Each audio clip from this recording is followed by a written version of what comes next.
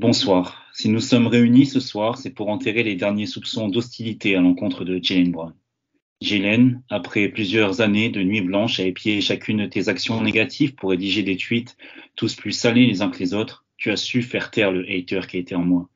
Cette année, et malgré quelques matchs frustrants durant les premières semaines, tu as su évoluer et amener, comme le dit l'expression, ton jeu vers un autre niveau.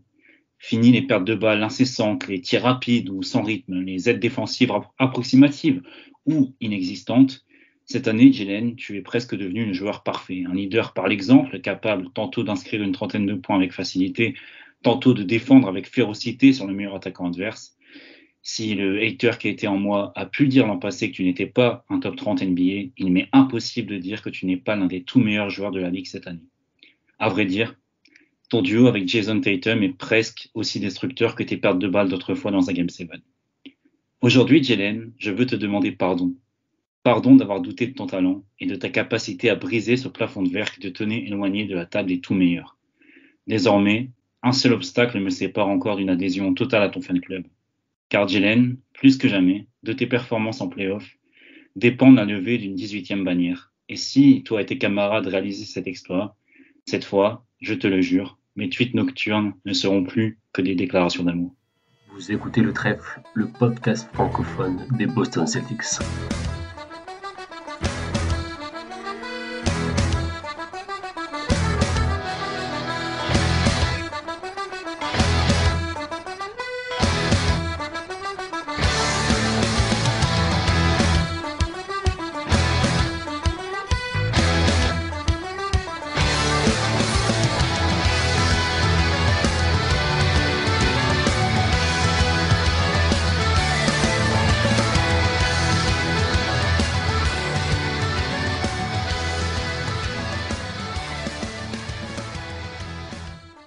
Bonjour, bonsoir à toutes et à tous et bienvenue sur le podcast Le Trèfle. Johan pour vous accompagner dans ce nouvel épisode et non, vous ne rêvez pas, vous venez d'entendre Hugo dire du bien de Jaylen Brown et je peux vous dire qu'ici au Trèfle, on vivait ça comme un véritable événement. Si vous êtes des auditeurs réguliers du Trèfle, vous le savez, on n'a pas toujours été tendre avec JB et s'il y en a bien un dans l'équipe qui allait peut-être un peu plus loin que les autres dans l'exigence, c'était bien Hugo.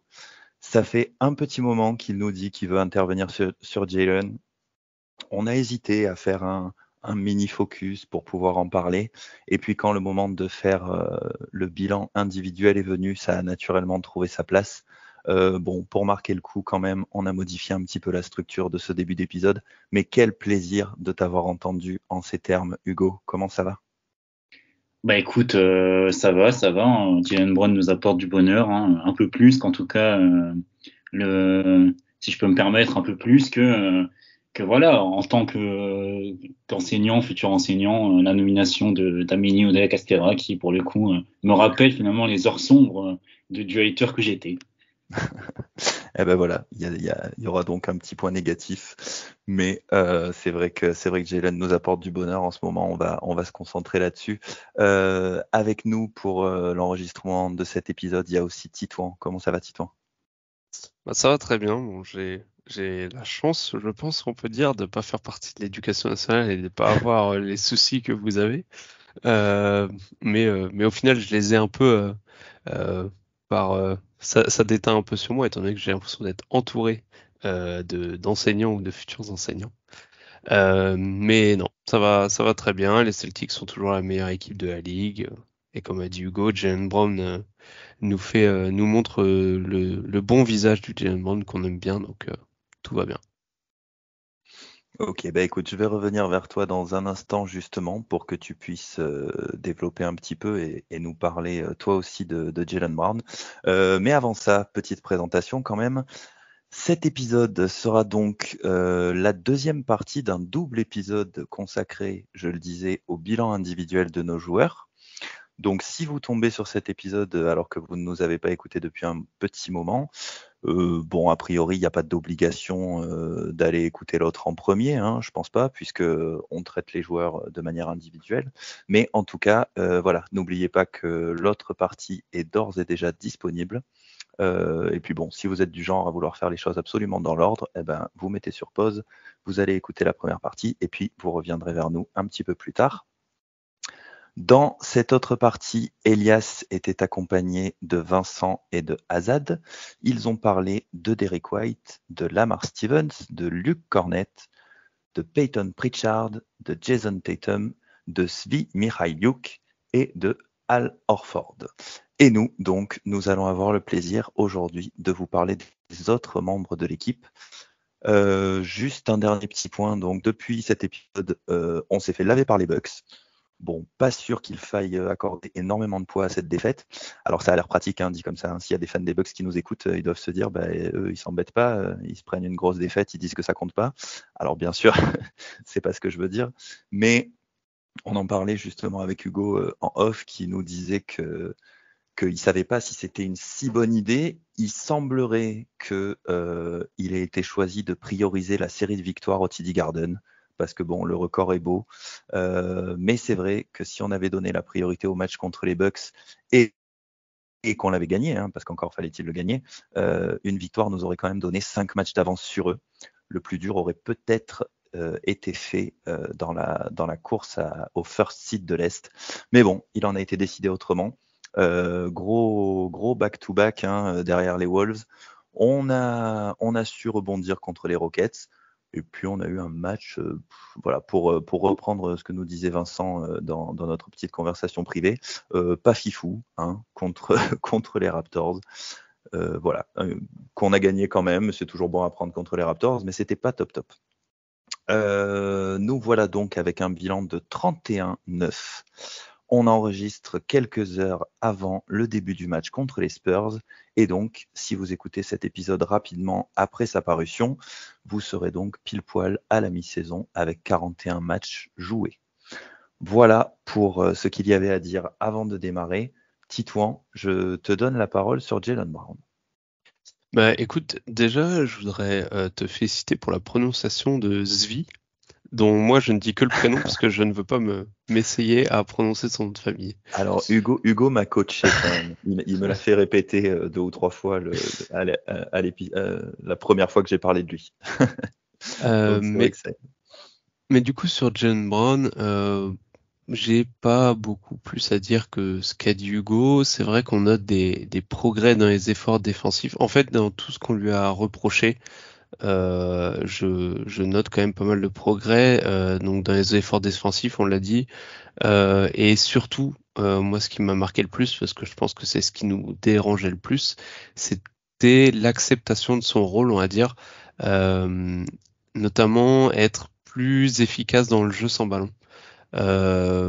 Essayer de faire moins de pull-up, un peu comme l'a dit Hugo, hors rythme, de prendre des tirs. Alors il en a toujours et il en aura tout le temps déjà parce que c'est un peu dans son jeu et que en tant que deuxième star de l'équipe, il a forcément ses tickets shoot un peu, ces petits bonbons qu'il aura tout le temps. Mais j'ai noté une stat qui est sur les jeux de type cut, sur des cuts où il est passé du 35e percentile sur l'efficacité au cut la saison dernière au 76e cette année. Alors sur une fréquence assez moyenne où on aimerait qu'il en fasse beaucoup plus. Mais après, on sait aussi que c'est pas souvent c'est des types de jeux qui sont plutôt dédiés à des role players, on va dire. C'est surtout les role players qui en font beaucoup des cuts. Mais je trouve que au-delà de la fréquence, je trouve que c'est assez notable de voir qu'il est devenu de plus en plus efficace sur la finition près du cercle, chose qui lui avait fait pas mal défaut les saisons précédentes.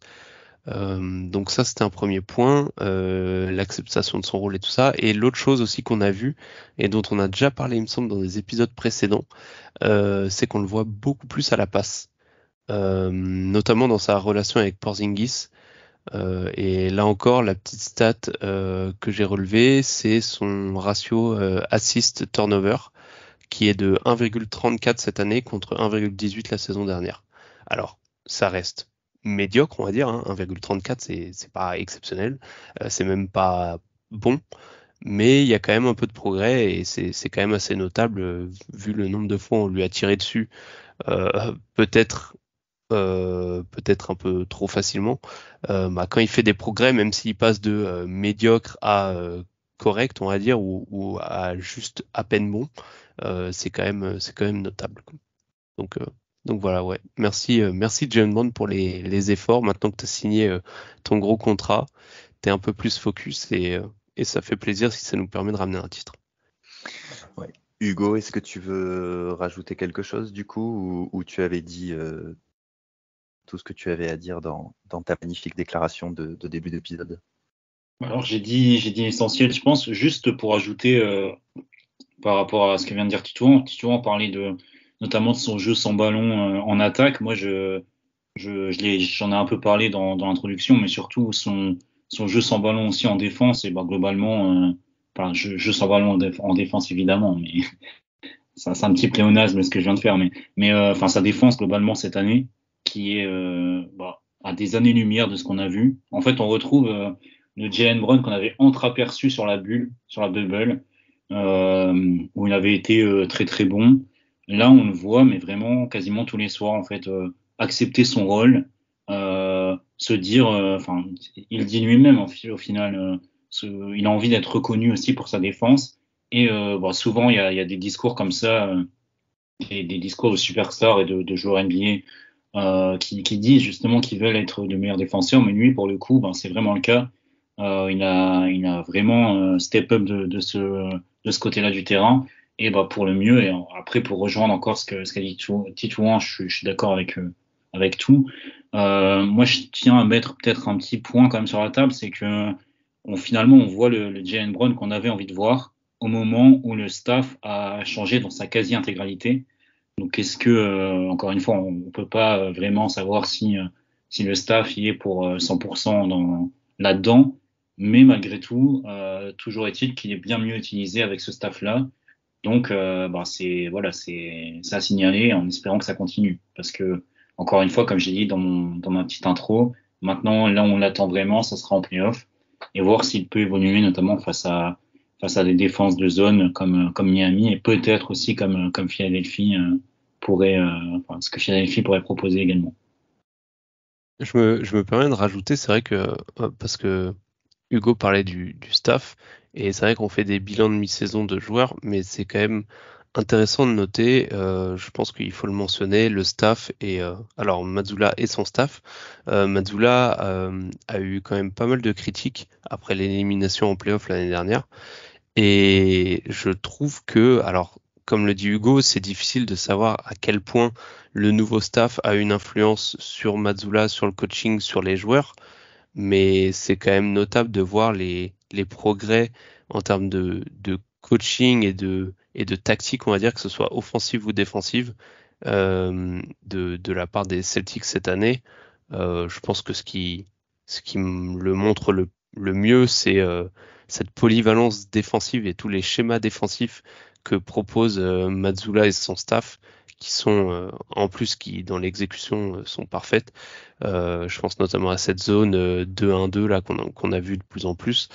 Euh, ouais, vraiment, je voulais juste voilà mentionner un peu le staff où on parle beaucoup des joueurs, mais il faut mentionner le step-up du staff, et je pense que il y a pas de secret quand tu laisses un coach, tu laisses au coach le temps de s'entourer d'un staff qui veut vraiment qui veut être là, et d'un staff qu'il a choisi lui-même avec un été entier pour travailler. Il n'y a pas de mystère, tout de suite ça marche mieux. Eh ben, du coup, on va enchaîner, on va passer au joueur suivant. Alors, au moment où on s'est fait notre petite répartition donc entre les épisodes pour savoir quelle équipe allait s'occuper de quel joueur, il y a quelques noms qu'on a laissés de côté, hein. Je pense notamment à Jordan Walsh qui a joué 0 minutes cette saison. On a eu un gros blowout où on espérait le voir. En plus, il était sur le bord du terrain. Si je dis pas de bêtises, c'était contre les Clippers. Alors ça tombe peut-être mal qu'on enregistre aujourd'hui parce que j'ai lu tout à l'heure qu'il avait été rappelé des main Celtics et qu'il va donc, si ça se passe très très bien contre les Spurs, on aurait peut-être eu quelques minutes à commenter ce soir, mais bon, le calendrier étant ce qu'il est. Je sais pas. Est-ce que l'un de vous l'a regardé un peu en G-League, histoire de dire vraiment 2 ou 3 mots sur lui, ou pas du tout? Moi, je l'ai regardé un petit peu. Peut-être que Hugo l'a vu plus que moi, mais en G-League, je l'ai regardé un petit peu. Et en fait, j'ai beaucoup aimé ce que j'ai vu, et je trouve qu'on voyait pas mal de ce qu'on voyait en Summer League. C'est-à-dire un joueur qui, même s'il sait que son shoot n'est pas sa qualité première, il les prend. Et pour moi, pour un joueur qui n'a pas de shoot, en fait, c'est important qu'il ait la confiance pour les prendre, et qu'il s'arrête pas, même si le pourcentage est pas bon. Donc ça, c'est le premier point que vraiment j'avais noté. Et l'autre point, mais ça c'est quelque chose qu'on savait déjà à la fac, c'est que bah, défensivement, en termes d'énergie et de polyvalence défensive, c'est une machine, quoi. Donc ouais, j'avoue être un peu triste, surtout que j'étais très hypé par lui. Je suis un peu triste de pas le voir choper quelques minutes dans des blowouts, mais bon, c'est comme ça. Il est jeune, et si ça doit passer par une année en G-League, voilà, il y en a d'autres qui sont passés par là, hein. Ce sera pas le premier. Ouais, bah écoute, on espère peut-être qu'on le verra un petit peu ce soir. Hugo, tu as quelque chose à ajouter? Non, bah, comme dit souvent, je l'ai regardé, je l'avais pas beaucoup regardé, j'ai vu quelques matchs de G-League. Bah, il est plutôt bon, plutôt dans le rôle qu'on attendait finalement. Enfin, en fait, je trouve qu'il joue en G-League comme on pourrait le faire jouer avec les Celtics, dans la mesure où il joue beaucoup off-ball. Enfin, c'est un peu le joueur qu'il est, mais il joue off-ball. On essaie de lui donner pas mal de volume à 3 points, pas mal aussi de possibilités d'attaquer les close-out, des choses comme ça, enfin des choses sur lesquelles vraiment il doit travailler. Donc ça, je pense que c'est aussi là-dedans, on peut, comment dire, dans le rôle qu'on compte lui donner en G-League, on peut souligner aussi le rôle de Jeff Van Gundy qui fait un peu dans notre staff, qui a ce rôle de consultant et de suivi justement des joueurs G-League et des Celtics en gros. Donc je pense que il doit pas mal aider aussi dans la vision enfin dans le joueur qu'on veut créer en Jordan Walsh. Et non, finalement, bah, c'est plutôt ce qu'on attendait de lui en G-League. Un peu, comment dire, un peu déçu par certaines choses, notamment en défense. Je pense que, bon, après, c'est de la G-League, hein. C'est sûr que il n'est pas non plus accompagné des meilleurs défenseurs. Je pensais qu'il pouvait faire un peu mieux, mais en tout cas, dans tout ce qui est énergie, dans tout ce qui est hustle play, etc., et même en attaque, dans sa globalité, je le trouve très, très bon, déjà au niveau. Et après, on verra de toute façon, bon, pour ce qui est de la défense et des batailles physiques, il faudra encore quelques années, même en saison régulière, pour être déjà au niveau défensif nécessaire pour vraiment se faire une place dans une rotation pérenne. Mais non, pour l'instant, plutôt encourageant. Après, pour ma part, je ne m'attends pas à le voir jouer du tout cette année. Je pense qu'il jouera plutôt l'année prochaine. Ou alors, il jouera les derniers matchs quand on aura lock notre site de playoff. Mais je ne vois pas avoir plus. Ok. Bon, tant qu'on est sur la G-League, vu qu'ils font quand même partie de l'effectif, on va citer les noms de Drew Peterson et de J.D. Davison, qui ont joué un total impressionnant de 3 minutes chacun cette saison. On en dit quelque chose ou on passe? Bon, je pense qu'on peut passer, sinon on va devoir aussi parler de ceux qui donnent la Gatorade, et ça serait l'émission fera 3 heures, quoi. Ok, Faut avoir un bon timing, hein, la donner au bon moment, quand le joueur a soif, exactement au bon timing. Pas facile. C'est sûr que sans eux, je pense que Tatum n'aurait pas fait son match à 45 contre les Timberwolves. Ok, bon, alors on va passer à un joueur qu'on a vu un petit peu plus. Pas beaucoup plus, mais enfin, si, quand même, beaucoup plus, mais on va dire qu'il n'est pas dans le haut de la rotation. C'est Dalano Banton. Hugo, je vais te lancer parce que je me souviens que tu étais assez content qu'on ait récupéré Banton. Il a joué 19 matchs pour une petite moyenne d'environ 7 minutes. On va dire qu'on l'a pas vu beaucoup, mais on a, je pense, le luxe de pas vraiment avoir besoin de lui. Du coup, voilà. Toi, Hugo, est-ce que tu es satisfait de ce qu'il apporte? Est-ce qu'il répond aux attentes que tu avais? Bah, aux attentes, je sais pas. Après, c'est sûr que pour moi, c'est un joueur en fait qu'on a signé. Il a quel âge, Banton? Il doit avoir 23 ans, si je dis pas de bêtises, un truc comme ça. Donc en fait, 24, c'est un 99. Ouais. Donc non, en fait, pour moi, c'est un joueur qu'on a pris un peu comme ce qu'on fait dans le football, ce qu'on peut appeler la post-formation. En fait, c'est un joueur qui est arrivé de la fac en étant pas finalement fini d'un point de vue basket. Et je pense que c'est un peu le projet de Banton, hein. C'est pour ça qu'on l'a signé 2 ans aussi. C'est de voir la première année et de éventuellement voir ce qu'on peut faire la deuxième année. Je crois qu'elle est optionnelle en plus la deuxième année. Donc on voit la première année si finalement il y a vraiment quelque chose à en tirer avec ce profil qui est ultra intrigant. Et on voit encore une fois cet été s'il pourra se faire une place dans la rotation l'année prochaine. Moi en tout cas je suis plutôt content de ce que j'ai vu. Je pense que honnêtement, Dalano Benton, il est vraiment un shoot potable d'être un vrai role player NBA, dans le sens où il fait tout bien, à part le tir en fait. Donc il défend vraiment pas mal, il apporte du playmaking. Quand je parle de défense, justement avec sa longueur, il est capable je vais pas dire de dissuader parce que c'est plutôt les rim protectors, mais plutôt de toucher un peu beaucoup de ballons, notamment sur la ligne de passe, etc. Moi, je le trouve ultra intéressant. En attaque, encore une fois, il apporte du playmaking. Il est très bon sur les cuts. Franchement, très très bon joueur. Je pense que en plus travailler au quotidien avec Jrue Holiday, ça va pouvoir l'aider de ce point de vue-là sur le cutting game. Après, c'est vrai que Dalton Benton, on l'a pas vu beaucoup parce qu'il a toujours sa limitation au shoot, comme je l'ai dit. Et si on l'a pas vu beaucoup également, c'est parce que il est derrière enfin voilà, on a une rotation au niveau des gardes qui est quand même assez incroyable. Donc oui, c'est sûr qu'on l'a pas vu beaucoup, mais encore une fois, je trouve que quand on l'a vu, quand il a eu quand même, il y a un moment où il avait des minutes dans la rotation. Il enchaînait il a enchaîné 2-3 matchs à 10-15 minutes et franchement, il rendait de fiers services. Donc non, je trouve que quand on fait appel à lui, il est capable de répondre présent. Et j'en attendais pas plus, en tout cas d'un Overton cette année. Donc je suis plutôt content. Après, je pense que je comprends en tout cas ceux qui sont un peu plus sceptiques, mais pour ma part, je trouve que c'est une bonne pioche. Ok. Titouan, toi, est-ce que tu es un peu plus sceptique ou tu es plutôt d'accord avec Hugo? Alors, moi, j'étais plus sceptique à sa signature. C'est un joueur dont j'étais pas spécialement fan à sa draft. Et finalement, il m'a assez convaincu sur le peu de minutes qu'il a eu. J'aime beaucoup sa longueur, même son ball handling pour sa taille. Il a bon, forcément, sa taille l'aide à avoir une bonne vision du jeu. Son passing game, même son handle sont plus que corrects.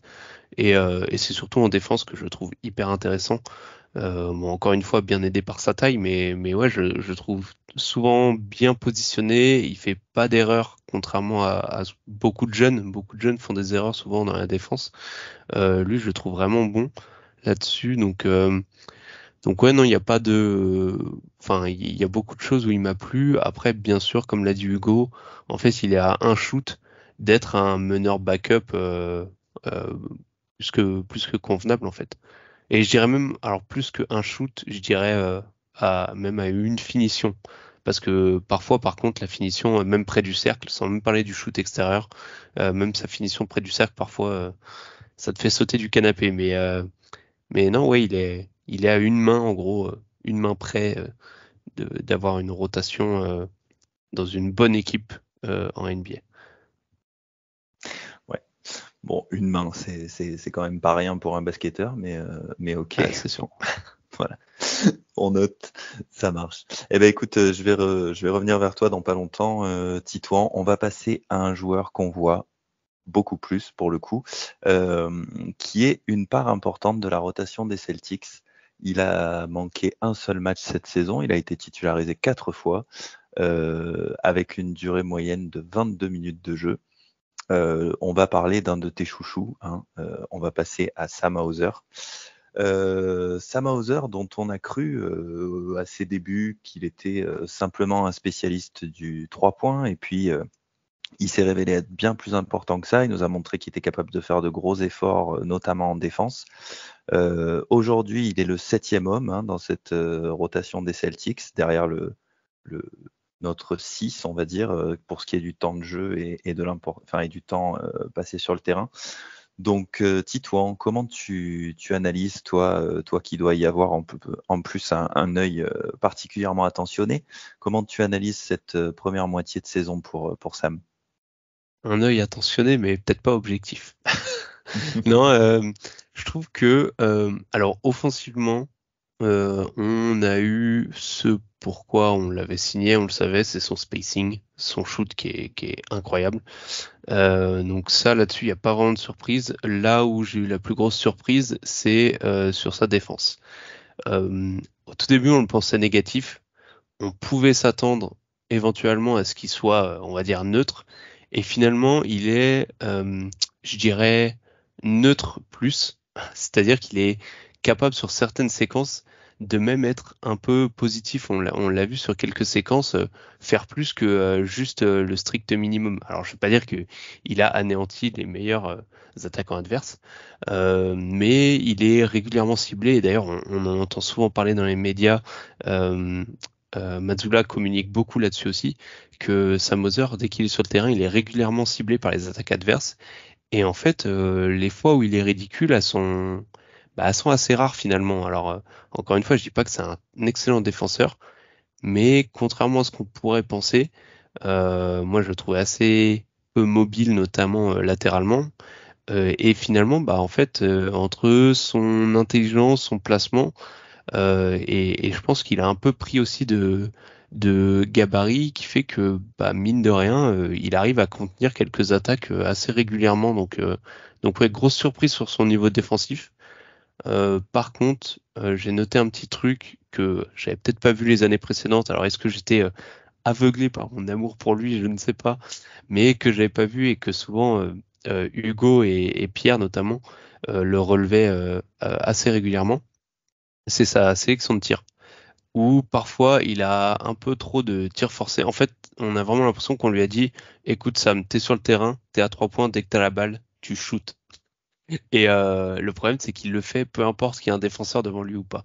Et des fois, ça amène à des séquences où ouais, il a tendance à forcer un peu trop des tirs, à être un peu trop en mode automatique, même s'il n'est pas spécialement ouvert.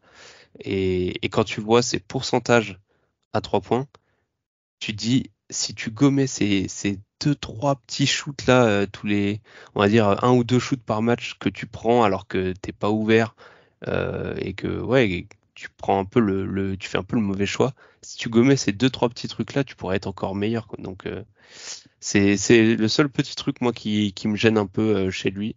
Sinon, pour moi, que ce soit en termes de minutes, de responsabilité, d'apport des deux côtés du terrain, il répond aux attentes, même plus que ça si on compte le niveau défensif. Ok. Alors, on va demander l'avis d'Hugo, mais je ne sais pas si Hugo va être totalement objectif aussi, parce qu'il a peut-être un petit grief avec Sam, même si c'est pas vraiment de sa faute. On se rappelle que l'année dernière, Hugo était ravi d'avoir Gallinari parmi nous. Il s'est blessé, du coup, c'est les minutes qui auraient dû être les siennes ont finalement été pour Hauser. Et cette saison, vu qu'on sait qu'il apprécie aussi particulièrement Svi Mykhailiuk, il nous disait en début de saison qu'il pensait qu'il serait capable d'aller gratter sur les minutes de Hauser et ça n'est pas du tout le cas. Qu'est-ce que tu en penses, Hugo, toi, de cette première partie de saison pour Sam? Non, plutôt convaincu par Hauser dans son ensemble. Rien à dire sur son jeu offensif. C'est vrai qu'il prend parfois quelques tirs comment dire, compliqués, mais ça reste un spécialiste, donc on peut lui accorder. De toute façon, il en met énormément, même de tirs très compliqués, donc on va pas lui en vouloir. Par contre, je serais un peu plus mesuré sur la partie défensive, parce que c'est vrai que il est moins négatif que ce que tout le monde pouvait penser. On arrive bien, je vais dire à le cacher, mais à le faire jouer en tant que off-ball wing, en fait, en défense, donc vraiment le mettre off-ball, le mettre sur ce que les Américains appellent le line-on, quoi, le Hauser Island, quoi, donc le mettre en 1v1, commencer en 1v1 à l'opposé, et finalement, après revenir sur vraiment une isolation quand l'attaque va essayer de le cibler. Et je trouvais plutôt efficace là-dedans, hormis quand on a joué le Thunder et que Shea a décidé de faire tout ce qu'il voulait avec chacun des défenseurs des Celtics. Et sur ce match-là, Hauser a vraiment mangé pas mal. Mais bon, encore une fois, quand le MVP de la ligue Voilà, je le dis, je lance la campagne Gilgeous Alexander MVP.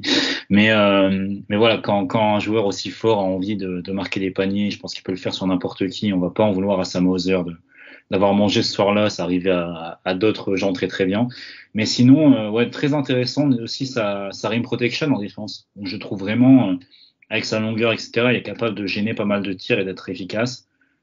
Par contre, encore une fois, je me pose la question en playoff parce que là, je parlais de Shea, mais je pense qu'il va être pas mal ciblé. S'il arrive à rester au même niveau défensif qu'il a actuellement, franchement, ce sera quelqu'un qui pourra amener 20, allez, 15-20 très très bonnes minutes en playoff et c'est tout ce qu'on lui demande. Juste sous contrat, en tout cas, c'est tout ce qu'on lui demande. Ok. Et donc, on parlait tout à l'heure on en a parlé très rapidement, mais de Drew Peterson et de J.D. Davison. On va parler du troisième joueur qui est en two-way contract chez nous, mais lui, il a eu un rôle plus important. On l'a beaucoup plus vu sur le terrain, en tout cas. C'est Neemias Queta. Neemias Queta, dont on a pu se demander à un moment s'il n'allait pas piquer un peu la place de Luke Kornet. Quand Kornet a été blessé, il a repris quasiment à la minute près son temps de jeu. On est sur un scoring similaire, alors bon, des profils assez différents. On voyait quasiment comme une évidence le fait que Queta allait à un moment ou à un autre quitter sa condition de two-way et prendre le dernier spot de l'effectif.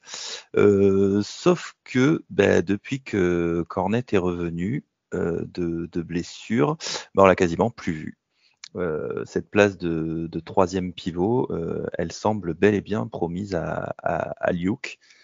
Ce qui n'empêchera pas forcément Queta de rentrer dans l'effectif principal, hein, mais voilà, apparemment il sera, pour l'instant en tout cas, il semble être derrière Luke Kornet dans la rotation. Qui est-ce qui se lance sur Neemias? C'est un joueur que j'aimais beaucoup aussi. Je sais que Hugo était un petit peu moins chaud que moi là-dessus, mais que j'aimais bien. Par contre, comme tu l'as dit, profil très différent de Luke Kornet. On va dire que Luke Kornet a eu une mauvaise passe quand Queta a commencé à jouer. Enfin, on va dire que ça matchait plutôt pas mal, du moins d'un point de vue Celtics. Et ensuite, après la blessure de Kornet, quand Kornet est revenu de blessure, c'est vrai que là, depuis qu'il est revenu, Kornet fait quand même des bons matchs, donc ça arrange pas les affaires de Queta. Mais Queta, c'est un peu au final le même, on va dire, comme Hauser, on est un peu sur la même chose, c'est que c'est un gars qui fait ce qu'on attend de lui, ni plus ni moins. Moi, je le trouvais être un bon protecteur de cercle. Encore une fois, hein, pas élite, on parle d'un gars qui est en two-way contract, mais je trouvais que c'était un bon protecteur de cercle, qui avait une mobilité plus que convenable pour son gabarit, qui roule bien vers le cercle et qui avait plutôt des bonnes mains. Et au final, c'est exactement ce qu'on a vu sur le peu de fois qu'on a vu. Là où j'ai été un peu déçu, c'est sur sa naïveté défensive, où parfois il a un peu tendance à vouloir contrer tout ce qui bouge, quitte à faire énormément de goaltending, ce qui peut parfois saouler Mazzulla, je pense. Ouais, c'est le petit truc qui m'a un peu déçu parce que mine de rien, même s'il est en two-way contract, Neemias Queta, c'est pas un tout jeune qui vient de se faire drafter l'année dernière. Il avait déjà passé 2 années, si je dis pas de bêtises, aux Kings. Donc c'est un gars qui a quand même déjà 2 années et demie d'expérience, on va dire, en NBA, même s'il a essentiellement été en G-League. Donc j'ai un peu plus de mal à lui excuser ces petits problèmes de naïveté défensive, même si on sait que chez les pivots, ça prend toujours un peu plus de temps. Donc voilà, je le trouve limité, mais il correspond assez bien au rôle de troisième pivot dont on a besoin. Et en plus, comme on l'a dit, profil différent de Cornet, donc c'est pas mal pour avoir plus de polyvalence au niveau des line-up. Ok. Hugo, tu veux rajouter quelque chose? Ouais, pour ma part, je comprends par exemple que Cornet soit devant lui dans la rotation, simplement parce que je suis d'accord sur tout ce qu'a dit Titouan sur Keita. Par contre, moi, le vrai point faible que je trouve à Keita, c'est justement ses mains.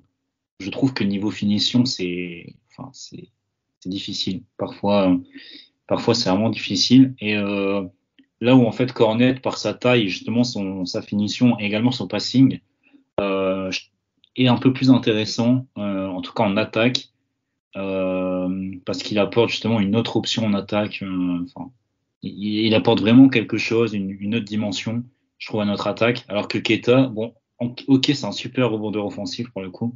Franchement, dès qu'il est sur le terrain, niveau présence, rebond, euh, en attaque, enfin, il apporte énormément de deuxième chance. Il est capable aussi de remonter après ses rebonds. Donc ça, c'est un point très positif. Après, encore une fois, oui, une AFT défensive, ça, on peut pas trop le contredire. Hein. Le nombre de goaltending qu'il fait, parfois, c'est vraiment, honnêtement, je parlais des tweets assassins que je mettais sur Jalen Brown. Des fois, quand je vois les goaltends de Nimias Queta, je suis à deux doigts de tweeter aussi des choses très très sales parce que franchement, parfois, des fois, il saute alors que le ballon a déjà touché le plexi, il va quand même le contrer. Je suis en mode, mais réfléchis, enfin, branche le cerveau, fais quelque chose. Mais, euh, mais sinon, non, ultra intéressant. Je pense qu'il va pas tarder à avoir son contrat garanti et même signé sur quelques saisons, un peu à la manière de ce qu'on avait fait avec Hauser, justement. Je pense que si on fait pas un move à la deadline dans lequel enfin, comment dire, si on a toujours un spot ouvert à la deadline, je pense que Keita prendra son contrat et ça sera la meilleure chose à faire de toute façon.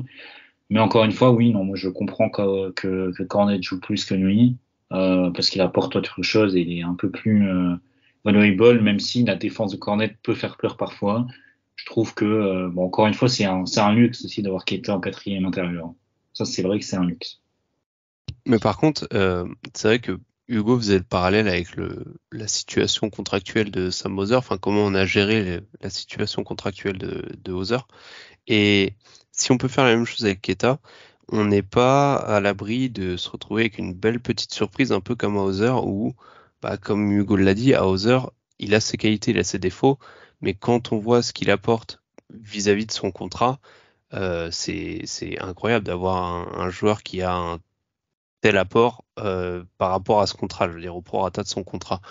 Et Nemes Keita, si on arrive à lui signer un contrat sur 2 ou 3 ans, pareil dans les mêmes eaux, à un peu plus du minimum, à peine plus du minimum, bah, on n'est pas à l'abri qu'avec un été supplémentaire avec l'équipe à se développer, en fait, dans 1 an ou 2, ça devienne quand Horford part, par exemple, ça devienne notre pivot numéro 2 ou 3, on va dire à 2,5, 3, à un contrat plus que raisonnable et il deviendra un des pivots ou avec l'apport, on va dire, apport slash salaire euh, le plus intéressant de la ligue.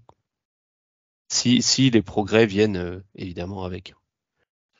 Mais quand Orford partira, tu veux dire dans 4-5 ans? Ouais, exactement. Ou dans Ah deux bon, non mais ou tu dans m'as fait peur sur le coup. Bon, Je crois que Hugo, il veut dire dans 4-5 jours. ouais, 2 semaines max. Bon,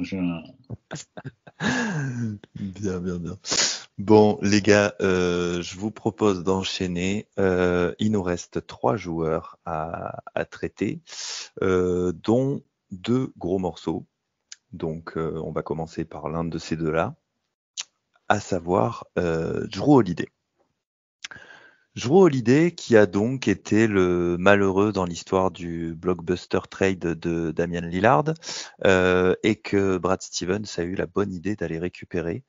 Alors il a tout de suite montré un bel état d'esprit, il a déclaré qu'il était très heureux d'être chez les Celtics, qu'il était au meilleur endroit pour rivaliser avec son ancienne équipe, alors que bon, quelques heures plus tôt, il disait qu'il voulait finir sa carrière chez les Bucks, mais bon, évidemment, ça fait partie du jeu.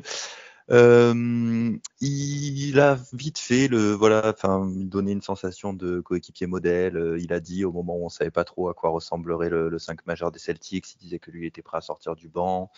Bon, tout ça, c'est que des paroles, mais il y a quand même un vrai changement de rôle pour lui, puisqu'il est passé d'un rôle d'organisateur principal en attaque on peut presque dire de seconde option, parce que Middleton a été beaucoup blessé. Et maintenant, c'est la 5e option. Il partage la balle avec Jason Tatum, avec Derek White, avec Jaylen Brown. bon, voilà, c'est un vrai changement de statut pour lui. Mais voilà, il fait sa saison, il emmène avec lui sa science de la défense. Hein. On en parlait quand il est arrivé en se disant qu'avec la perte de Marcus Smart, ça ferait pas de mal. C'est pas la même défense, même si on est sur deux gros défenseurs. On en discutait. Je me rappelle que c'est Elias qui nous disait que certes Marcus Smart, il y avait le seul, mais que voilà que Jrue Holiday c'était quand même plus carré, plus intelligent peut-être. Allez, je vais lancer Titouan. Titouan, toi, comment est-ce que tu as vécu cette arrivée de Jrue Holiday chez nous, son intégration et puis voilà sa première partie de saison tout simplement. Alors moi j'étais assez hypé par lui, pas forcément par ce qu'il apporte offensivement, étonnamment, parce que offensivement je trouvais, alors je vais pas dire le mot surcoté, mais je trouvais qu'en fait il réglait pas vraiment les soucis qu'on pensait avoir au début de la saison, c'est-à-dire les soucis de playmaking, de ball handling, on va dire. Parce qu'en même temps, je pense que personne s'attendait à ce que White soit aussi incroyable. Mais voilà, je trouvais que le playmaking, le ball handling de manière générale de Jrue Holiday était pas exceptionnel. Par contre, défensivement, j'étais énormément hypé de le mettre de pair avec Derrick White, où on a deux profils deux défenseurs, deux gardes défensifs qui sont vraiment qui peuvent défendre dans plein de systèmes différents. Et d'ailleurs, on le voit, Mazzulla s'en donne à cœur joie de proposer plein de systèmes défensifs différents. Et on en parlait un peu plus tôt, mais notamment sa capacité à jouer dans la zone 2-1-1-2, là, en forme de un peu dans un rôle de safety. Je le trouve incroyable dans ce rôle-là. Quand on est sur de la défense un peu plus traditionnelle, homme à homme, voire de switch all, c'est un des meilleurs navigateurs à travers les écrans avec justement Derrick White.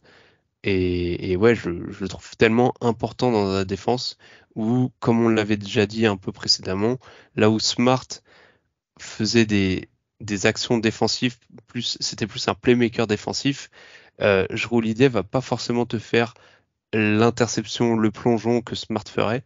Par contre, il fait très très peu d'erreurs. C'est beaucoup plus propre, comme tu l'as dit.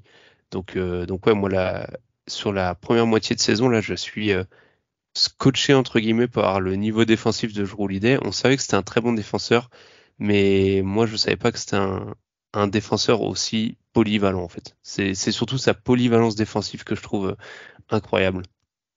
Donc ouais, par contre, en attaque, ce qui me gêne un peu, c'est trop de pull-up. Je m'étais noté trop de pull-up. Il y a encore trop de pull-up à 3 points. En plus, il a une adresse qui est pas forcément super régulière. Donc ouais, c'est le petit défaut qui me gêne un peu. Mais sinon, non, pas grand-chose à reprocher à Jrue Holiday sur son début de saison. Moi, ouais, je suis très content de son apport. Ouais, c'est vrai que les pull-up à 3 points, ça peut agacer, mais après il y a eu 2-3 matchs quand même où il fait mouche plusieurs fois d'affilée et où ça fait quand même bien plaisir. Qu'est-ce Bah, que c'est comme tout, hein. C'était pareil avec le cas Jalen Brown. Les pull-up à 3 points, ils font plaisir quand ils rentrent. Quand ils font pas plaisir, tu te dis pourquoi t'as pris ce tir-là. ouais, C'est après c'est c'est sûr que c'est le principe. mais c'est juste que disons que tu le pardonnes plus quand c'est ton franchise player qui prend ce pull-up à 3 points que quand c'est ton troisième, voire quatrième, voire cinquième option offensive, quoi. Ouais, ouais.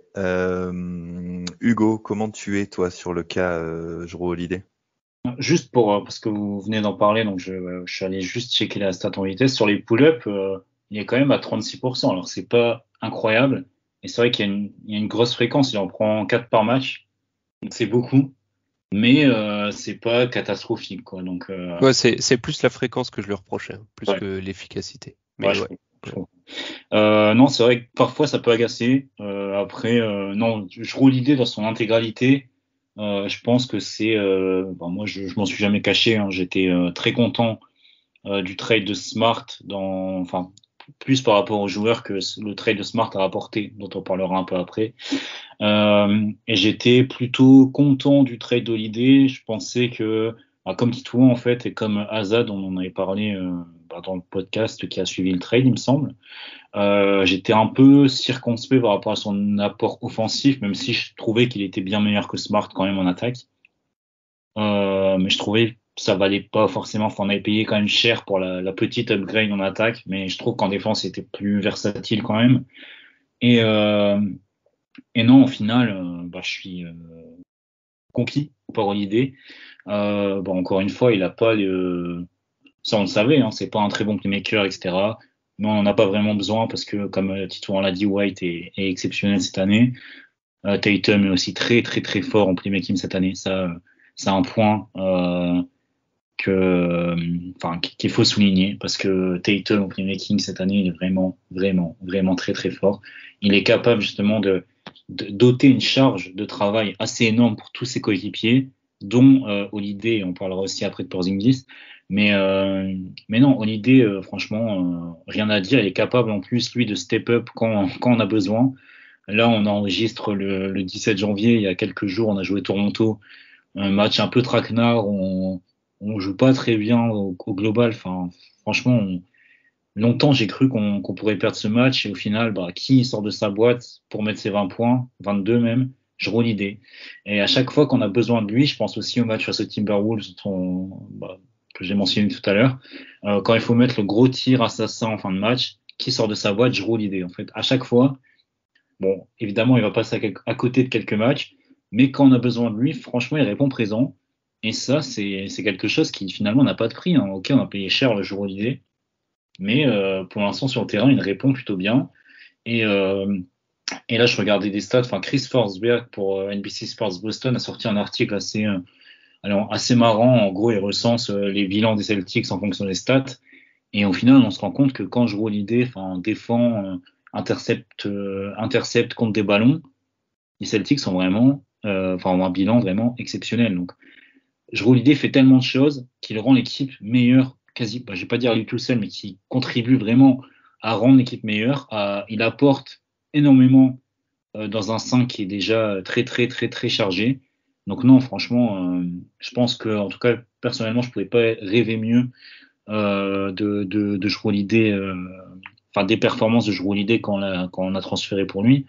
Parce que non, finalement, c'est un complément parfait pour nos deux stars et pour notre 5, en fait. Il fait tellement de choses. Même si ses stats sont un peu en baisse, il fait tellement de choses. Encore une fois, on parlait tout à l'heure du cutting de Benton. Je pense que Jrue Holiday est limite l'un des tout meilleurs cutters de la ligue. Il apporte tellement de solutions là-dessus que non, franchement, c'est vraiment un luxe d'avoir Jrue Holiday comme quatrième option offensive et comme connecteur dans le 5 de départ qu'on a. Ok. Je vais digresser un peu.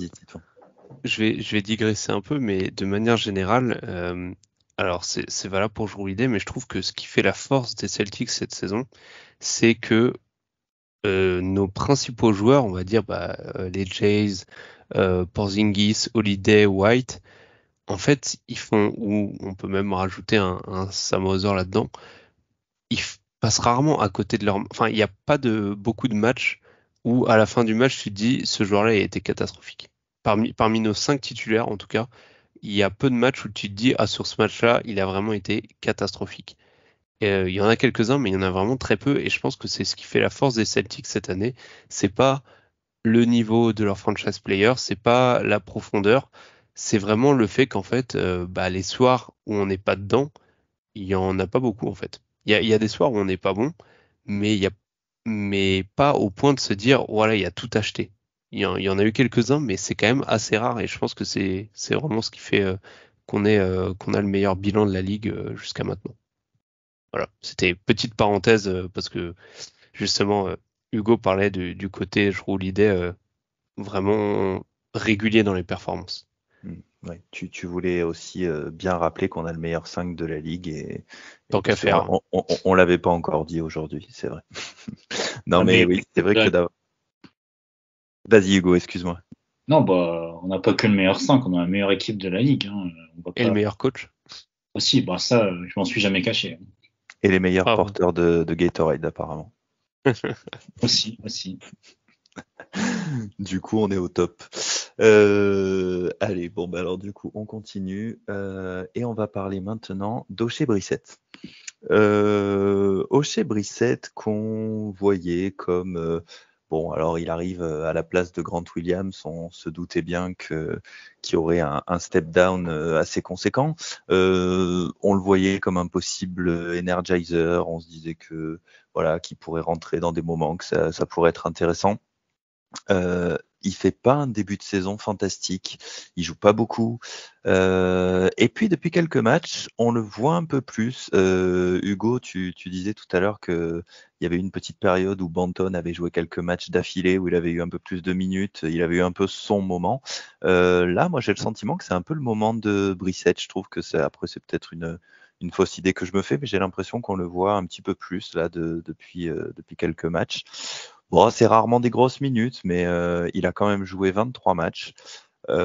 C'est clairement, quand on regarde les temps de jeu de l'équipe au complet, on va dire que c'est vraiment le joueur entre la rotation principale et le fond de banc. C'est le 10e homme. Hein. C'est vraiment, voilà. Avant lui, ça joue tous les matchs. Après lui, ça joue presque pas. Moi, j'ai la sensation quand même qu'il y a un petit peu de mieux ces derniers temps. Bon, il est évident qu'on ne devrait pas trop compter sur lui pour les playoffs, mais il s'est même trouvé une petite réussite à 3 points. Donc bon, Hugo, je sais que tu n'es pas son plus grand fan, mais je vais quand même te lancer en premier sur Ochet Brissett.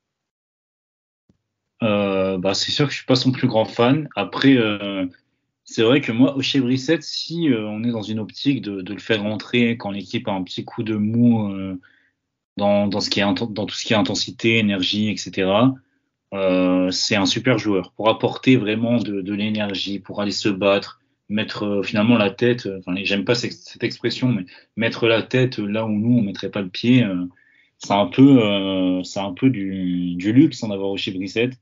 Et il y a un match comme ça au début de saison. Alors je crois que c'était contre Miami de mémoire où l'équipe est justement totalement à côté.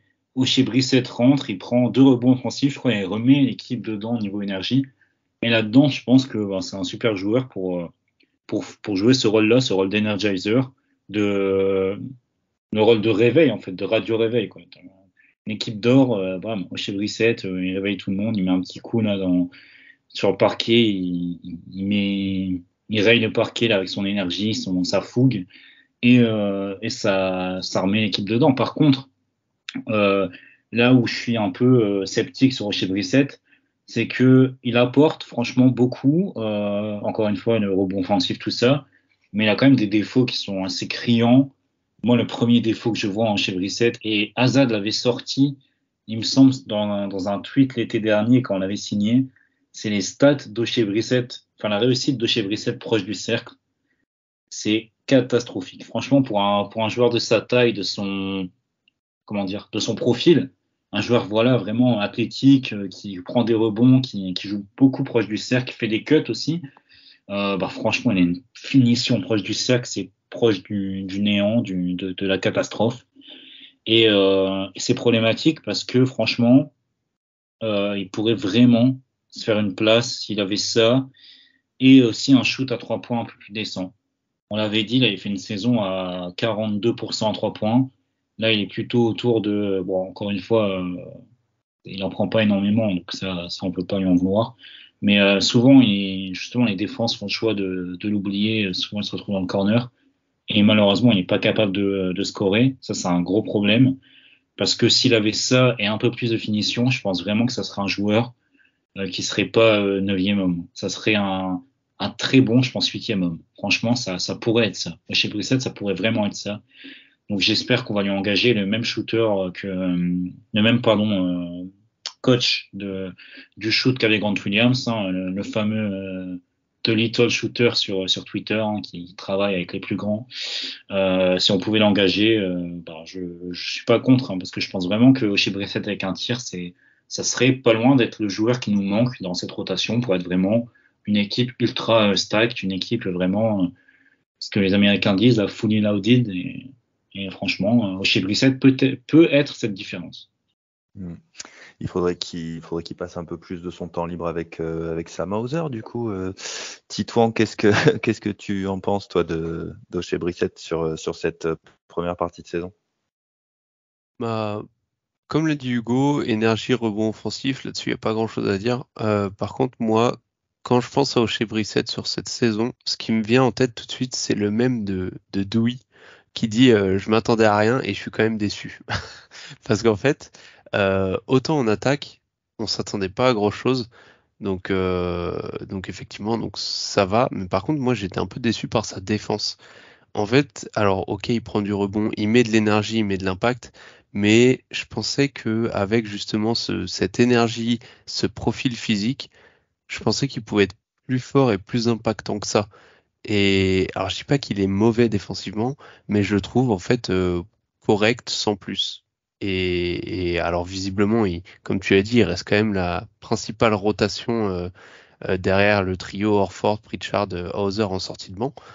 Mais ouais, défensivement, ouais, je m'attendais à vraiment, genre quand il rentre sur le terrain, surtout quand il rentre bah, avec le banc et du coup qui joue qu'avec un ou deux titulaires, je me suis dit bah il va être le meilleur ou un des deux meilleurs défenseurs sur le terrain et c'est pas toujours le cas donc ouais un peu déçu sur son apport défensif. Et sinon bon comme dit je vais pas paraphraser Hugo mais effectivement s'il pouvait lui aussi comme Bonton s'acheter des mains pour avoir une finition ne serait-ce que convenable au cercle, je veux dire pas avoir de finition quand t'es un catch and finisher, c'est un peu embêtant. Ça fait quand même pas mal de joueurs qui ont des problèmes avec leurs mains, tout ça. Mais Hugo, ouais, tu voulais rebondir, vas-y. Alors, je suis d'accord avec Titouan sur la défense, mais surtout en début de saison, où je le trouvais décevant en défense. Par contre, là, je le trouve quand même meilleur, et surtout dans la défense, alors, je vais pas dire collective, mais dans tout ce qui est situation d'urgence, en fait, où il faut réagir vite, il faut venir en aide. Je le trouve vraiment très actif là-dessus et plutôt impactant. J'ai le souvenir, ouais, il me semble, j'ai plus le match en tête, mais peut-être Toronto, un des matchs contre Toronto, où il arrive et sur la dernière action, ouais, ça doit être Toronto et c'est Scotty Barnes, je crois, qui prend un tir en tête de raquette. Enfin, il passe le premier rideau et situation d'urgence et Ochai Brissett arrive mais vraiment comme une balle pour venir faire l'aide défensive et il gêne complètement Scotty Barnes sur le tir et bah, cette action-là, c'est une winning play parce que ça nous apporte la victoire. Mais bah, ça traduit bien, je trouve, l'évolution quand même défensive d'Ochay Brissett qui a vraiment progressé par rapport au début de saison.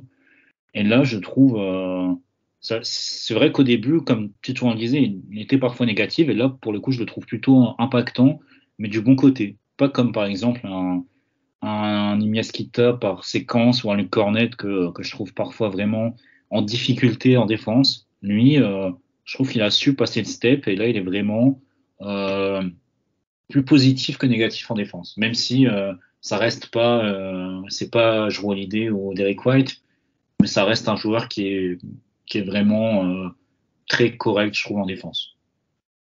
Ok, merci Hugo. Bon, eh ben, on arrive sur la fin. Il nous reste un joueur dont on doit parler. Ce joueur, c'est celui qui représente la grosse arrivée de cette saison chez les Celtics. L'homme dont l'arrivée a coïncidé avec le départ de Marcus Smart. Hein. Pardon, je sais que ça n'émeut pas beaucoup Hugo, mais je pouvais pas faire ce bilan des joueurs des Celtics sans faire une petite allusion à Marcus quand même. Je parle bien sûr de Kristaps Porzingis. Kristaps Porzingis, je vais vous laisser en parler. On avait plein de doutes à son arrivée. Enfin, la promesse était belle, mais on savait pas trop. Est-ce qu'il va s'intégrer? Est-ce qu'il va pouvoir rester en santé? Euh, Bon, pour ce qui est de son intégration dans le jeu des Celtics, je pense qu'on peut dire que c'est réussi haut la main. Titouan, je te donne la parole. Cette première moitié de saison de Kristaps Porzingis, est-ce que vraiment c'est ce qui nous manquait? Est-ce que cette ultra domination des Celtics sur cette première partie de saison, c'est grâce à son arrivée? Oui, oui, clairement, il joue un très grand rôle là-dedans. Moi, j'étais beaucoup hypé par le profil. Et en gros, j'étais hypé par l'idée théorique de Porzingis dans ce roster des Celtics, mais j'avais des doutes sur l'exécution, sur la pratique. Et au final, la théorie s'est confirmée et dans la pratique, enfin son efficacité sur post-up, je crois que c'est si ce n'est le meilleur de la ligue. Dans une ligue où on a quand même des joueurs de post-up pas si mauvais que ça, hein, avec des Jokic, des Embiid. Sa protection du cercle, moi il a souvent eu cette étiquette de mauvais défenseur. On l'a un peu défendu depuis le trade en disant attention, Porzingis c'est pas un si mauvais défenseur que ça. Et finalement, c'est même un meilleur défenseur que ce à quoi je m'attendais. Donc ça aussi, autre chose qui m'a énormément plu, et ça par contre c'était une surprise pour personne, c'est son shoot et en fait le spacing qu'il apporte. Et en fait, ce qui est important, c'est surtout à quel point il est respecté par les adversaires. Parce que même si les pourcentages ne suivent pas trop, surtout dernièrement, en fait, il est une telle menace au shoot, notamment sur pick and pop, que le défenseur est obligé de le respecter. Et s'il le respecte pas, c'est sanction en fait. Et du coup, ça donne un spacing tellement incroyable que les Jays après, ou White, ou Jrue Holiday s'en donnent à cœur joie à l'intérieur en fait. Et je pense que c'est vraiment le point, même si c'est la qualité que personne n'a jamais remis en cause chez Porzingis. C'est pas son efficacité sur post-up, c'est pas sa défense, c'est pas son passing dont je parlerai un peu après. C'est vraiment le spacing. On savait que Porzingis il shootait à 3 points. Et ben étonnamment, c'est vraiment cette qualité-là dont tout le monde connaissait qui, je trouve, apporte le plus aux Celtics parce que ça permet, en plus de venir ajouter du scoring sur des shoots à 3 points, ça permet surtout de libérer des espaces monumentaux pour les drives des Jays. Donc ouais, le spacing et le dernier point, c'est son passing, où là pour le coup pour moi c'est une vraie surprise. J'avais vu quelques vidéos, il me semble que c'était Azad qui m'avait envoyé quelques vidéos de passing de Porzingis à Washington, mais contexte Washington, puis très peu d'échantillons, donc je me disais oui, bon bah faut voir. Et au final, c'est quand même une vraie menace, que ce soit au poste ou parfois sur short roll. Donc, euh, donc voilà, vraiment des points très intéressants. J'ai vraiment pas grand-chose à reprocher à Porzingis sur ce début de saison, au tel point que quand j'ai fait mes notes pour ce podcast et que j'ai réfléchi à des défauts ou des choses un peu à lui reprocher sur ce début de saison, le seul truc qui m'est venu en tête, c'est la fragilité physique. Et encore, enfin, je veux dire, c'est pas une surprise. On savait que quand tu prends Porzingis, tu prends le package complet, dont celui de fragilité physique. Enfin, tu le savais. Donc ouais, pas grand-chose à reprocher à Porzingis. Hugo, je vais revenir un petit peu justement sur le côté santé. J'aurai une petite question derrière. Au niveau du jeu, en tout cas, toi, Hugo, j'imagine que tu partages l'avis de Titouan. Ah, totalement. Et alors j'aime pas faire ça parce que il me semble qu'en plus j'ai pas parlé de Porzingis dans un podcast. Je me trompe peut-être, mais j'ai pas le souvenir. Mais pour ma part, en tout cas, j'avais pas trop de doutes qu'on a tradé pour Porzingis et je l'ai tout de suite tweeté. On en a parlé ensemble. J'avais pas trop de doutes sur le joueur qu'il était. Je trouvais que ça, déjà défensivement, je trouvais que il était sous-coté à Washington. Et évidemment, je m'attendais pas à le voir à ce niveau-là, parce que là, c'est quasiment un des tout meilleurs rim protecteurs de la ligue, clairement. Il doit être top 5, je pense, si on regarde les stats.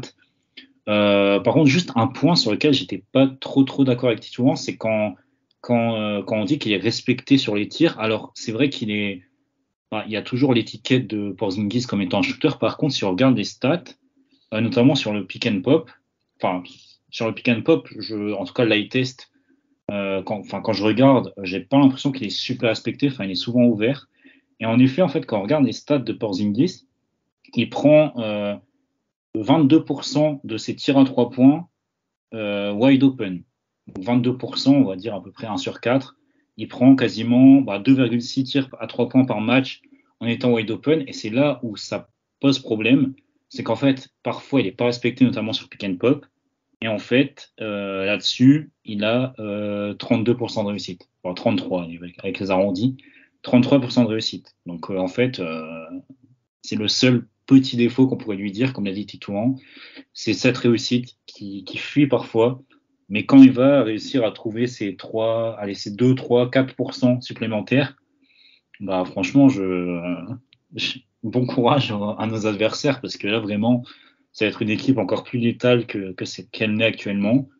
Mais sinon, pour le joueur qui est Porzingis, non, enfin, franchement, il apporte énormément. Il apporte cette variété aussi en attaque, comme le dit Titouan, avec son passing notamment depuis le poste. Hein, ça peut être un vrai hub, un vrai passing hub, hein, comme disent les Américains. Et également par son apport justement sur le post-up, où il a des stats absolument irréels. Donc non, franchement, ultra content de l'impact de Porzingis, qui est, je pense, l'un des tout meilleurs intérieurs de la ligue cette année. Et ça fait bien longtemps qu'on n'avait pas eu un intérieur à ce niveau à Boston. Si je peux juste rajouter sur la respectabilité de Porzingis, en fait, sur le fait qu'il ait des shoots ouverts à 3 points sur pick and pop, très souvent, faudrait le vérifier dans les stats, hein, c'est juste une impression visuelle, mais je trouve aussi que il est souvent wide open sur ses shoots à 3 points après pick and pop, parce qu'il les prend aussi, je trouve, de très loin. Enfin, ça c'est quelque chose qui m'avait marqué, c'est quand il prend ses shoots en pick and pop, souvent il est en tête de raquette, enfin il est à l'angle 90, enfin en face du panier, et souvent ouais je le trouve vraiment très loin du panier. Donc est-ce que il est pas wide open tout simplement parce qu'en fait il est tellement loin que oui les défenseurs vont pas aller le chercher non plus aussi loin. Donc je sais pas, c'est quelque chose à vérifier dans les stats. C'est sa distance à laquelle il prend ses 3 points, mais je trouve qu'il y en a beaucoup où il est très loin et c'est peut-être ça qui fait que il est souvent wide open. Ok. Alors, une question qu'on se posait sur Porzingis, bien évidemment, c'était la question de la santé. Bon, ça a l'air d'aller globalement, mais il n'est que le 6e joueur des Celtics en termes de minutes disputées depuis le début de la saison. Il a joué que 35 minutes de plus que Sam Hauser, par exemple, en minutes totales. Il est seulement 8e au nombre de matchs joués. Et autre chose que j'ai noté, il a moins joué qu'Al Horford. Voilà. Il a joué moins de minutes cette saison que Al Horford. Alors, est-ce que ça vient d'une volonté de le garder en santé à tout prix, ou est-ce que y a des petits pépins plus que sur l'injury report, un coup c'est le mollet, un coup c'est le genou. Alors bon, on ne sait pas trop si c'est juste pour le reposer, mais je vous avoue que je l'ai pas beaucoup suivi les saisons précédentes. Donc, est-ce qu'on est dans ces standards de minutes avec son historique de blessure, je suis pas sûr qu'on veuille être dans ces standards de minutes. Mais je sais pas. Pour vous, il y a pas d'inquiétude. Enfin, je veux dire, le fait, c'est pas un. Bon, après d'inquiétude, a priori, il va bien. Mais ce que je veux dire, c'est que le fait qu'il loupe quand même 10 matchs, je crois, hein, depuis le début de la saison, si je dis pas de bêtises, c'est pas quelque chose d'inquiétant. Hugo? Bon, pour ma part, vraiment pas. D'ailleurs, on l'a vu. Alors, je sais plus là, parce qu'il a raté un match où sur l'injury report, c'était noté, je sais plus, blessure au genou, quelque chose. Et au final, on l'a vu s'échauffer. Enfin, il a fait un échauffement, mais comme s'il allait jouer le match de sa vie derrière. Donc non, franchement, pour le coup, il y a vraiment une volonté. Bon, là, on le sait, il y a le load management qui est légion finalement en NBA. Et pour le coup, les Celtics, cette année, on est clairement en mode CGT Celtics. Hein. Il y a quelques années, il y avait les Hospital Celtics. Là, c'est clairement les CGT Celtics. On accorde des jours de repos. Là, par exemple, Jaylen Brown qui rate le match à Toronto pour une petite blessure au genou. C'est clairement un jour de repos. Hein. Tu l'as mérité, t'as bien travaillé. Franchement, Jaylen, t'as très bien travaillé. Prends ton petit jour de repos, reviens en forme pour le prochain match. Et je pense que vu notre bilan et vu la sécurité qu'on a vis-à-vis, en tout cas, allez, on va dire du 3e seed, parce que je pense que le 2e est encore loin d'être assuré, le 1er, pardon, et le 1er est encore loin d'être assuré. Mais je pense qu'on peut se permettre, de donner des petits jours de congé par-ci par-là. Et Porzingis, Horford, tout ça, ce sera les premiers à en bénéficier parce que, encore une fois, historique de blessure, comme tu l'as dit, et parce que c'est des joueurs qui sont ultra importants. Et donc voilà, On peut pas se permettre de les perdre, donc on va leur donner pas mal de repos. Ils joueront. Voilà, Porzingis, pour répondre justement à ta question, si on regarde l'année dernière, il n'est pas sur le même rythme de match joué, parce que l'année dernière, il me semble qu'il en joue une 60aine au final, sachant que sur la fin, Washington, le meilleur repos parce qu'ils n'ont plus rien à jouer. Mais il était sur un rythme de 65, 67 matchs, un truc comme ça.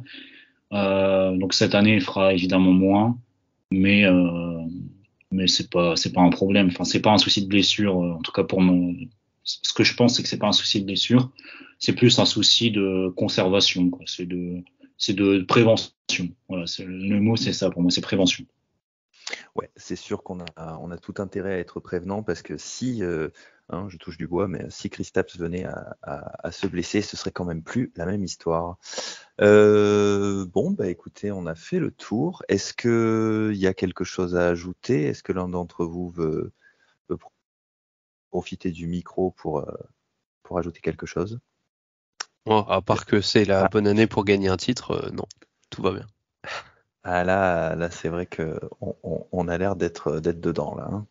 Ok. Bon, écoutez, alors je pense qu'il va être temps de se quitter. On est sur un peu plus d'1 heure d'épisode. Hein. C'est bien. On arrive doucement à se tenir aux durées qu'on se fixe maintenant. C'est bien. On progresse. Du coup, on n'a pas encore fixé de prochains rendez-vous pour nous au trèfle. On n'en a même pas parlé, mais la première chose qui me vient à l'esprit comme ça, c'est que on est à un petit peu moins de 3 semaines de la deadline. Donc, qui sait, peut-être qu'on aura quelque chose à commenter à ce moment-là. Et puis, si ça n'est pas le cas, on se retrouvera de toute façon, j'imagine, à peu près dans ces eaux-là pour faire un nouveau point sur l'avancée de la saison des Celtics. Les gars, merci. Et puis, du coup, on se dit à bientôt. Ouais, merci à toi, puis à la prochaine. Encore une fois, merci à toi, Johan, et à la prochaine en espérant être encore une fois un peu plus sur le chemin des 60 victoires, parce que ça fait longtemps qu'on n'a pas eu 60 victoires à Boston, et là on est bien parti pour le réaliser, donc on espère atteindre cette barre. Ouais. C'est vrai que là, vu le pourcentage de victoires et vu qu'en plus de ça, on a eu un planning assez compliqué en début de saison et qui nous reste l'un des plannings les plus simples, entre gros guillemets, de toute la NBA. Si on regarde le pourcentage, on peut y croire fort à ces 60 victoires cette saison. Voilà, ce sera le mot de la fin. Go Celtics et à bientôt. Salut tout le monde. Ciao. About a 2-second difference between the shot clock and game clock.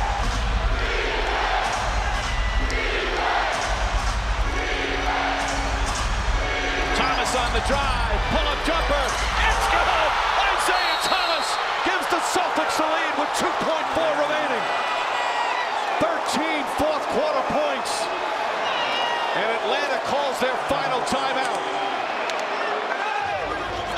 So many big shots for both teams checked down the stretch.